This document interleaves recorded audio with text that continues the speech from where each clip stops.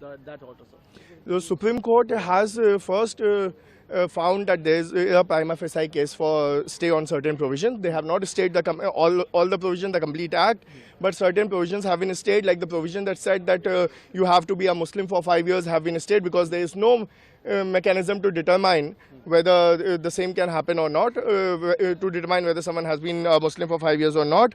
Apart from that, the provision 23C, the court has said that until unless there is a mechanism devised, no third-party interest can be created.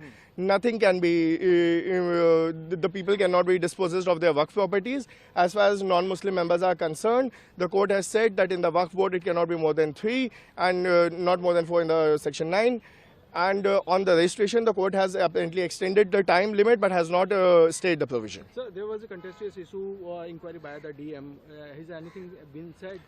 So on that, it has been said that the executive cannot take the role of the judiciary and have in a way state the provision until a proper mechanism is devised, and that is why I said no one can be dispossessed of their Waqf property in this matter. And what about the members of the Waqf board?